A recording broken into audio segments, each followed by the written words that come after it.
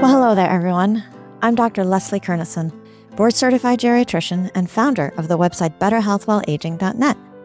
And this is the Helping Older Parents video podcast, where I cover the best ways to support aging parents and other older loved ones so they can live better lives in their later years. I also often address common caregiving concerns and dilemmas, like what to do if you're worried about an older person's memory or safety, how to deal with Alzheimer's and other forms of dementia, and how to help your older relative get the care they need. In today's episode, I'm going to talk about medications used to treat sundowning and agitation in Alzheimer's and other forms of dementia. So basically, the medications that are often used when we are dealing with difficult behaviors. Because sundowning basically refers to difficult behaviors that tend to come up later in the day. It's really, really common in people who are experiencing memory or thinking problems. And so in a previous episode, I went into sundowning in depth because this is something that families and caregivers are often having to deal with, and it's important to learn as much as you can about it. Specifically, in the previous episode, I covered what is sundowning, what causes sundowning, signs and symptoms, how to know if it's sundowning versus delirium versus some other form of dementia-related agitation. And then I talked about how to manage sundowning overall, how to take a kind of comprehensive whole person approach to it. So that was the previous episode. And in that episode, I did talk about medications briefly, but not in depth. So in this one, I am actually going to go into greater depth on the medications. I'm going to talk about, first of all, when to consider medications. And then I'm going to do a deep dive into 4 types of medication that are often used to treat sundowning and other forms of agitation in dementia.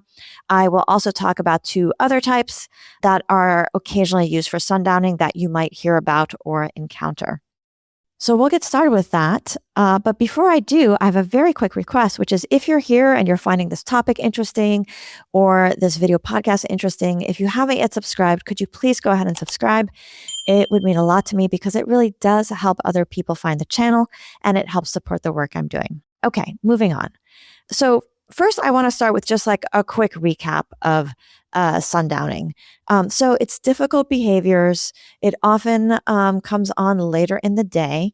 And what's important to know as a family caregiver is that sundowning and really any form of agitation in Alzheimer's or other forms of dementia is generally a response to something that's going on for the person.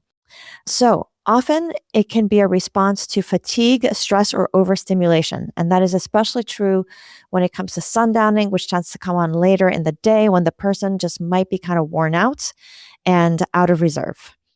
It can also be a reaction to pain or discomfort, including constipation, which is really, really common in older people. So we want to consider that as well.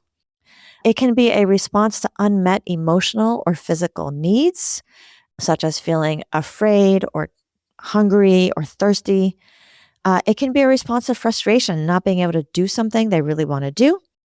And then especially if it's new agitation or difficult behavior that has just come on within the past few hours or that day, we want to also consider the fact that it could potentially be delirium.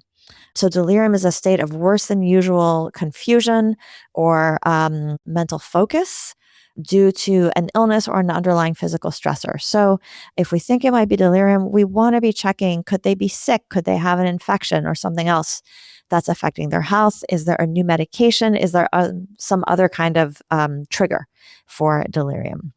And if you want to learn more about delirium, I'll post a link to an article I have about delirium on Better Health While Aging in the show notes. And I will also be making a video soon about delirium as well. So basically, given that sundowning is a response to an unmet need, we actually don't want to start with medication. We want to start by seeing if we can meet the underlying need or otherwise help the person feel more resourced, resilient, and avoid them getting to that state where they're just totally spent, overstimulated, and out of any kind of reserve. So we always want to start with non-drug approaches. And if we're going to consider medication, it should be an add-on to those non-drug approaches or added on after we've tried the non-drug approaches. And specifically, I like to think about both like what can we do to prevent agitation and sundowning from coming on, as often as it does? And then what can we do to manage it in the moment? So for prevention, we want to be thinking, what can we do to meet their core needs in a calm, structured way? Do we have a routine that makes sure that they have adequate social stimulation, exercise, rest, exposure to outdoors and the natural light? And routines are really, really helpful for people with Alzheimer's and dementia. The more they're familiar with a certain rhythm and know what to expect, the more at ease they feel, the less stressed out they are, the less likely they are to tip into sundowning or agitation. Have we considered other non-drug methods that help settle the nervous system, such as aromatherapy, music therapy, pet therapy, touch? Are we checking to make sure they're having regular bowel movements so that we can avoid constipation? Are we treating any pain that might be present? And then in the moment, if the person is upset, yes, it is possible to turn to medication to deal with it in the moment. And sometimes that's necessary, especially if the person is really out of control and is at risk of harming themselves or their caregivers. But there are also many other ways that we can try to de-escalate the situation. And the mainstay is to extend empathy and reassurance to the person who is upset and then try to redirect them. And what we want to do is avoid explanations or bringing in too much frustrated or tense, agitated energy of our own. Now, that, of course, is easier said than done. It is hard to not get activated when somebody else is upset. But to the extent that we can manage our energy and emotions when we interact with those people, that is going to help, because even though people with Alzheimer's and dementia often have a very poor memory and will not remember exactly what happened or what you said, they definitely feel the energy, the emotional vibe of people around them. And that tends to stay with them for a while also. So learning to manage an agitated moment, right, in a way that helps tilt things towards de-escalation instead of further amping the person up is a really important skill set and helps us hopefully avoid the need for medication or make it possible to use less medication. Now, why do we want to avoid or use less medication? That's because, as I'm going to explain when I do this deep dive in medications, there are medications we use. None of them are truly effective and truly safe for the most part, and they all have risks and side effects. So yes, we can use them, and we want to be using them ideally as a last resort, unless physical safety is a concern, in which case we should have a lower threshold to use them. So given that, let me now talk about the medications that often get used for people who have Alzheimer's or dementia and are getting agitated. Most of the time, medications are going to fall into one of these categories, and they are antipsychotics, benzodiazepines, antidepressants, especially the SSRI types, although there are a few other types that might be used as well. And then dementia drugs, especially cholinesterase inhibitors. So that means medications such as donepezil, brand name Aricept. It used to be fairly common for people to also use mood stabilizers, such as valproic acid, brand name Depakote. That's less common, but I'm still going to touch on that. And I'm also going to talk about one other kind of medication that is occasionally used as well. Now, what you should know is that most medications, the vast majority of them used for sundowning and agitation, are not actually FDA approved for Alzheimer's and other dementias. There's really only, I can think of two that have been FDA approved. I'm going to talk about those, and that's fairly recent that they were FDA approved as well. So it is fairly common for these medications to be used, and that is off-label. So it's important to keep that in mind. Let's now do a deep dive into each of these types of medication so that you can better understand them and what are the sort of pros and cons of each one. So I'm going to start with antipsychotics. These are actually not the first medications we would try in geriatrics, but because they're so commonly used, I decided to start here. So these are medications that were originally developed to treat schizophrenia and other conditions causing psychosis. So psychosis generally refers to symptoms that indicate a bit of a disconnect from reality. So things like hallucinations, delusions, paranoia, those would all be forms of psychosis. Hallucinations meaning seeing or hearing things that aren't there, and delusions believing things that most other people don't believe to be true. So common medications used as antipsychotics when it comes to Alzheimer's and dementia include quetiapine, brand name Seroquel, olanzapine, brand name Zyprexa, risperidone, brand name Risperdal, a much older antipsychotic, which is occasionally used in the emergency room or in hospice, not so commonly used otherwise in the outpatient setting, would be haloperidol, brand named Haldol. Now, there are a couple newer antipsychotics that you also might come across. So one is brexpiprazole, brand name Rexulti. So this was FDA approved in 2023 for agitation associated with Alzheimer's dementia. It was previously, years before that, approved as an adjunctive treatment for psychosis, basically. So that one, they did additional studies and they got FDA approval for dementia. And then there's another one that is pimavanserin, Nuplazid, which was approved in 2016. Now, that was approved very specifically for Parkinson's disease psychosis. So when people have advanced Parkinson's disease, they can have Parkinson's disease dementia, or they can have psychosis, hallucinations, and other things, symptoms such as that related to Parkinson's. And so that medication was FDA approved specifically for that. I don't see it very often used for Alzheimer's, but occasionally you might come across it. Both of these newer antipsychotics tend to be expensive, and we have less of a track record with them. So what do you need to know about antipsychotics for agitation and sundowning? The main thing to know is that most of them, I think the effect often is that they work by sedating the person somewhat. They calm agitation or aggression through those sedating effects. They do tend to work relatively quickly. If you take them orally within, 1 to 2 hours, you are going to be seeing an effect. So sometimes they're prescribed ongoing and sometimes they're prescribed as needed for agitation. Now, there are some people with dementia who are actually truly having paranoia or delusions or hallucinations for whom these can reduce that. I have found it's pretty rare for the psychosis symptoms to entirely go away with medication. But what's more common is that they're used for people who are like getting very agitated and upset and restless. And so they do take the edge off of that, but to a certain extent, it's a chemical restraint. And the downside of antipsychotics is that they have many known risks and side effects. So first of all, they affect people's balance. There's increased fall risk for sure. They also tend to slow people cognitively. And I have personally worked with families where when we sort of brought down the antipsychotic, the person really perked up and was able to be more present with their family in a way that family appreciated. However, when they're more alert and aware, you also might see more agitation. So depending on what's going on. And then really importantly, this has been studied quite a lot, and there's definitely an increased risk of stroke or death when older adults are taking these antipsychotics. It's estimated at 1 to 4% per year. So it's not a huge amount, but it's definitely there, and it's something to keep in mind. Many of them also, when used regularly, end up causing side effects that actually can look like Parkinson's. They can make the older person stiff or have tremor. The name for this is often extrapyramidal side effects. And that's especially true in people who have Lewy body dementia.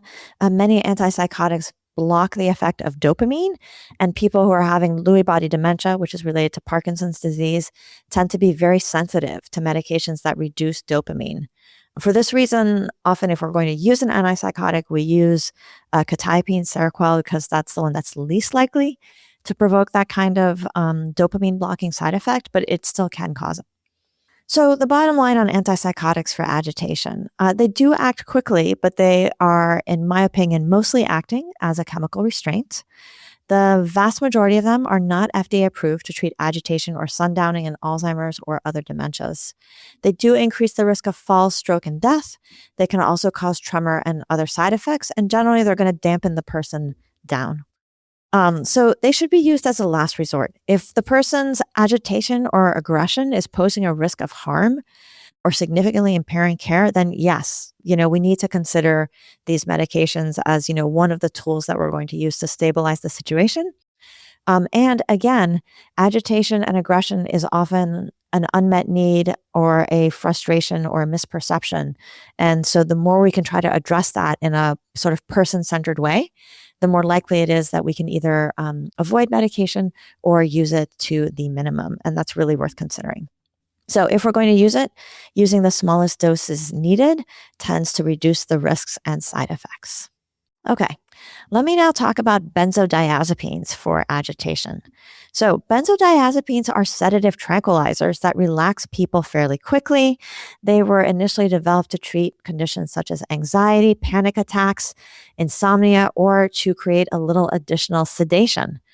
And they are really easy for people to like. People tend to like the relaxed feeling that they get from benzodiazepines. So they easily become habit forming. And it's also very easy to develop a sort of physical tolerance and even dependence on it. So that if you're used to taking it and you don't take it, you actually feel kind of like anxious or amped up or have trouble sleeping. You have almost certainly heard of some of these medications, commonly used benzos, as we call them for short, include alprazolam, a brand name Xanax, prescribed typically in younger people for panic attacks. Temazepam, brand name Restoril. This is a little bit longer acting and historically has been prescribed to help people with insomnia. Lorazepam, brand named Ativan, can be used for sleep or for anxiety. Clonazepam, brand name Klonopin. This is a quite long-acting benzodiazepine that is usually prescribed for chronic anxiety. And then diazepam, brand name Valium, quite long-acting, used to be prescribed a fair bit for anxiety, less commonly prescribed now, I think, than it was a couple decades ago. So benzos act similarly to alcohol in the brain and generally cause relaxation or sedation, but they can actually cause disinhibition. So sometimes, paradoxically, in some older adults, we actually see more agitation because they get disinhibited. So just something that we occasionally see. And benzos, unfortunately, do have many risks for older adults. An important one is that it's really easy to develop a physical and or psychological dependence on it. Actually, when used regularly, people develop a physical dependence for sure, and often they become somewhat psychologically dependent on it as well. They are also associated with an increased risk of falls, with increased confusion, and possibly with acceleration of cognitive decline. There are some long-term studies that suggest that, although that's not definitive. Another thing that I keep in mind as a geriatrician is that I have found that it is often quite difficult for somebody who has gotten used to being on benzodiazepines. It's often quite difficult to taper them off of it. And that's because if you take somebody who's otherwise cognitively normal and you taper them off their benzodiazepines, they are going to have to go through this period of adjustment in the body where initially they experience, basically a little bit of withdrawal, which is going to feel like a little bit of increased anxiety, difficulty sleeping, activation. Now, somebody who's cognitively normal kind of knows what's going on, has, hopefully decided that they want to do this. But somebody who has Alzheimer's or another form of dementia may not understand why this is happening to them and just may end up getting like quite agitated and difficult as they feel that experience those withdrawal symptoms. It's very important to never stop benzodiazepines cold turkey, by the way. You can provoke life-threatening withdrawal. So if we're trying to get somebody off of them, we want to do like a slow taper. And that can be quite challenging for people. And of course, the less cognitive abilities and reserves people have, the harder it is for them to tolerate it and for it to be tolerable for people around them. So this is why, ideally people don't get on this late in life, but sometimes we have somebody who's been on it for a long time. And so even though it has some downsides, we might end up keeping them on it because it's just too challenging to try to get them off. So the bottom line on benzodiazepines for agitation, they do act quickly and help people feel more relaxed, although some people will be disinhibited. And in the short term, people are going to be less steady and less cognitively clear. Also in the long term, that's going to be affecting balance and probably slowing cognition as well. They are very habit forming when used regularly, and then it can be hard to get people off of them. So it's reasonable to consider them for occasional use to get through a particular stressful moment, maybe a move or a procedure, but it's not a great idea to turn to them. You want to be careful before using them regularly to manage sundowning or difficult behaviors. So if we have somebody who does need something ongoing to kind of take the edge off or settle them down or sedate them even a little bit. In geriatrics, we often would actually use antipsychotics rather than benzodiazepines. I mean, antipsychotics, as I explained, have all their risks and issues as well, but at least they're less habit forming. And so we would generally turn towards that. So those are two commonly used types of medication. Let me now talk about a few other types of medication to know about. So next is antidepressants for agitation. So specifically, selective serotonin reuptake inhibitors, SSRIs, were developed for depression, but they were also known to be effective treatments for anxiety. And they have been studied specifically for agitation in people with Alzheimer's and dementia. And some studies have shown that there is like a small effect. So commonly used SSRIs in older adults include citalopram. That was the one that was used in one of the big studies for agitation in Alzheimer's. Escitalopram, which is kind of like the more active form of citalopram, and sertraline. The brand names for those three are Celexa, Lexapro, and Zoloft, respectively.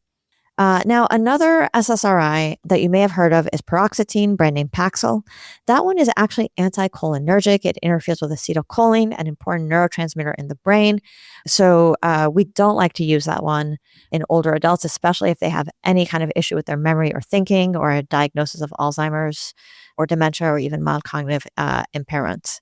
And then there are some other SSRIs as well, such as fluoxetine, brand name Prozac. We use that one less in geriatrics because it tends to interact with more medications than citalopram, escitalopram, and sertraline.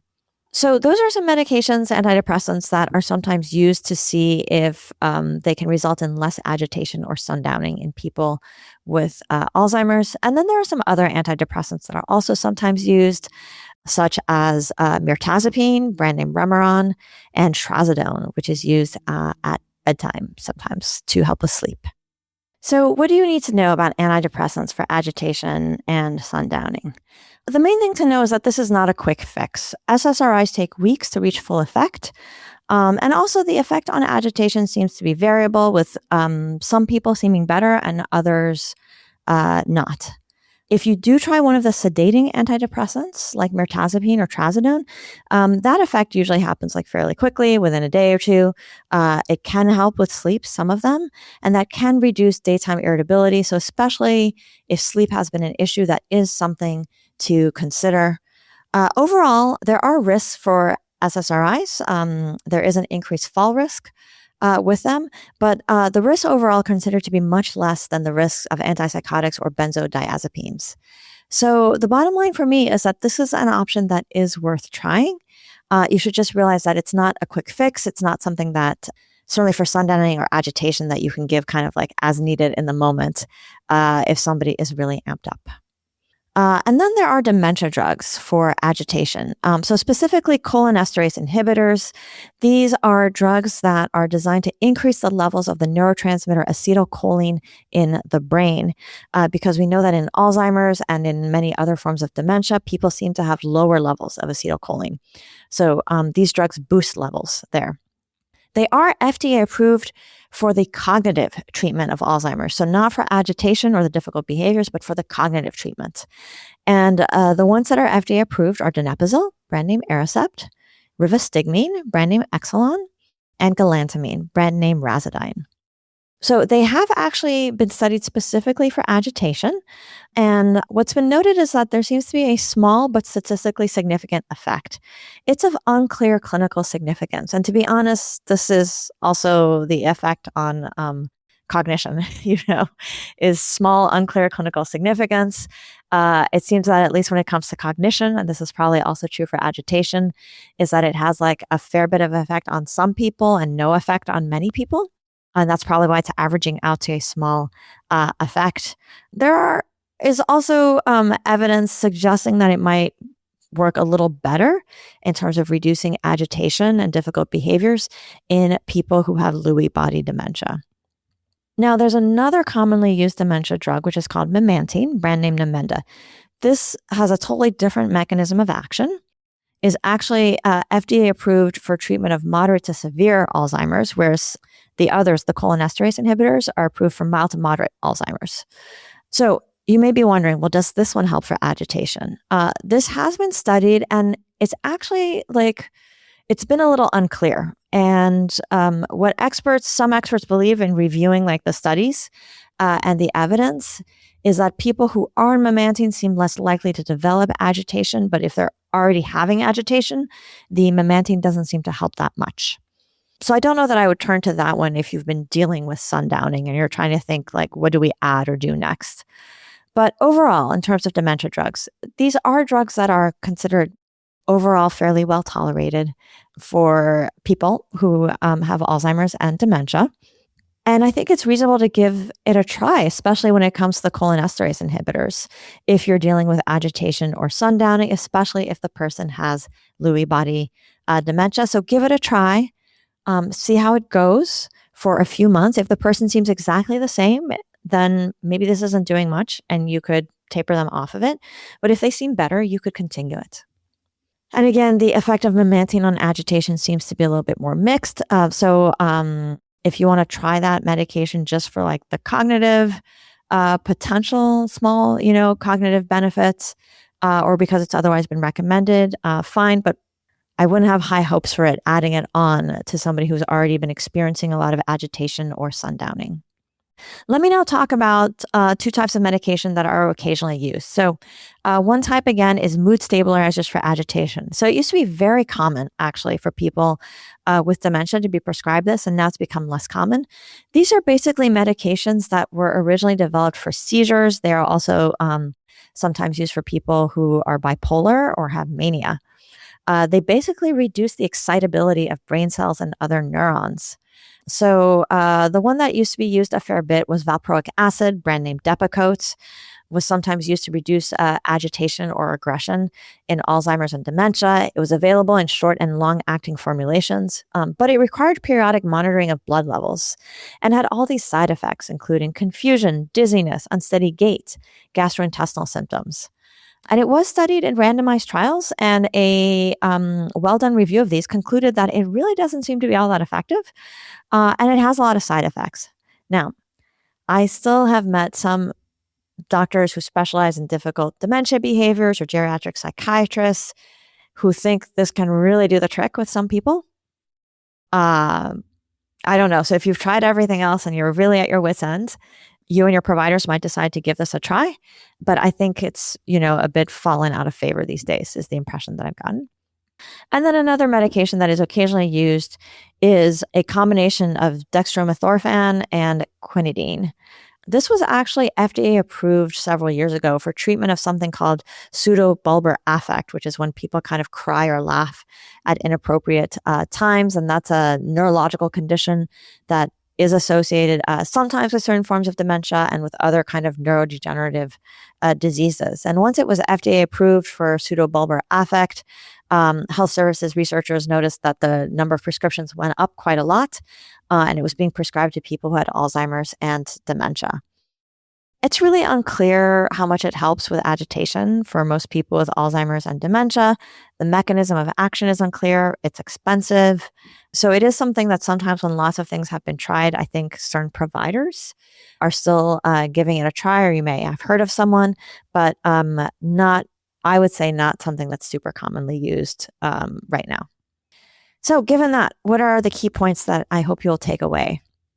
Basically, antidepressants and dementia drugs are safer, but they don't work quickly. Antipsychotics do work quickly, and if you give people a high enough dose, you will kind of reduce aggression and agitation, but that is essentially because it's a form of chemical restraint that is working by really dampening down the person, and that does come with significant risks and side effects. Short-term risk of falls, for sure, and also that increased risk of stroke and death in the coming year as well. So it is sometimes necessary to use these medications. There are some people who are getting so upset that they're really at risk of harming themselves, or they are aggressive and harming the people trying to care for them. And if that's the case, again, we want to start by, can we use our best de-escalation skills, bring in soothing energy, redirect the person? because some people are quite good at doing that actually and manage to soothe a lot of people, so medication isn't necessary. And sometimes those people aren't available, or just some people with Alzheimer's or dementia are really, really challenging. And so it is sometimes necessary to use medication, even ongoing. And we just want to do so mindfully and make sure we've explored all the other alternatives before we do that. And ideally combine it with a person-centered approach. And we want to use the lowest doses possible. As for benzodiazepines, they work quickly, but they're habit forming, so we don't recommend them for ongoing or frequent use for agitation related to dementia or Alzheimer's. And so again, before trying medications, make sure there's no illness or delirium. And remember to try the non-drug approaches, including modifying how caregivers are interacting with the person, modifying or regularizing routines and activities, finding ways to address the unmet need or cause of irritability, including checking for pain, discomfort, constipation, and also doing some problem solving around certain triggers or misperceptions. Because what we want to do is try to reduce what brings on the agitation, which is generally going to be triggers, decreased physical or psychic reserve, or again, unmet needs. And we also want to always be thinking, how can we compassionately address and de-escalate the agitated moments? What are we doing to do that? Is there a way that we can resource ourselves or train ourselves so we become better at doing that? Lastly, if you are somebody who is living with or caring for somebody who has Alzheimer's or dementia, and you've been struggling with agitation or sundowning, a couple of words, especially for you. I just want to say it is so, so hard to have to deal with this, especially when it's somebody you care about or have, emotional history with. And I know it's very hard because often you're working so hard and you're so tired trying to care for them. But to the extent you can, please try to get some support and assistance. I find that sometimes family members are just slogging it out, trying to figure this out on their own, or just asking the doctor, can I have a medication? But what's really going to help is if you can get some support or assistance for you, if you can find the time and bandwidth to do it. And that is because your older relative is very affected by the energy that you are bringing to the interactions and the skills that you have. So even though I know it's very hard to find time to care for ourselves or get help or support for ourselves, I want to encourage you to consider it if possible, because family caregivers definitely need, first of all, space to vent and get care for their own feelings, right? If you show up and provide a calming presence to somebody with dementia, that is great. And that is also going to be draining you. And you may also be feeling difficult feelings of frustration, grief, exhaustion, burnout. So it's important to find a space where you can talk about how hard this is, because you're probably not going to be doing that with the person with Alzheimer's or dementia. You have to find other places. And that way you can release those feelings and also get care for everything you are going through. It's also good to get some practical coaching on dementia care. Once you've had a chance to vent and feel a little bit validated, you might be able to learn some additional techniques or tips that can help you get through the next episode of sundowning or agitation a little bit more smoothly. Practice makes progress. And then another thing is that that also getting care and support from other people can help you think about any boundaries you might need to set so that you can be involved but still take care of yourself.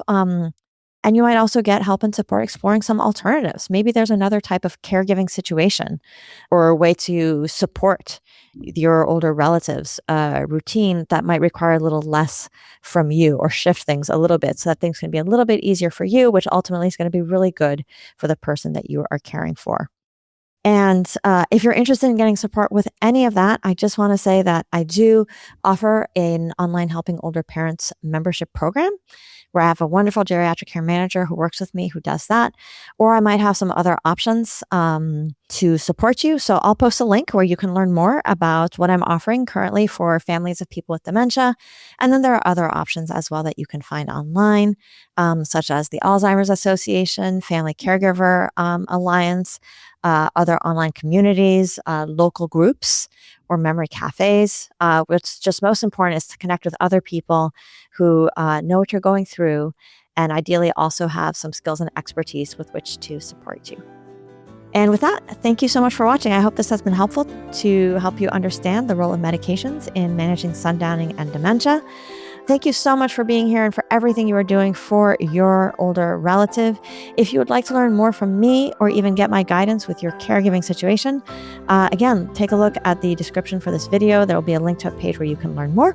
I also hope you'll subscribe to the channel. That's another great way to stay connected. So thank you once again, and I look forward to seeing you all again on a future episode of the Helping Older Parents video podcast.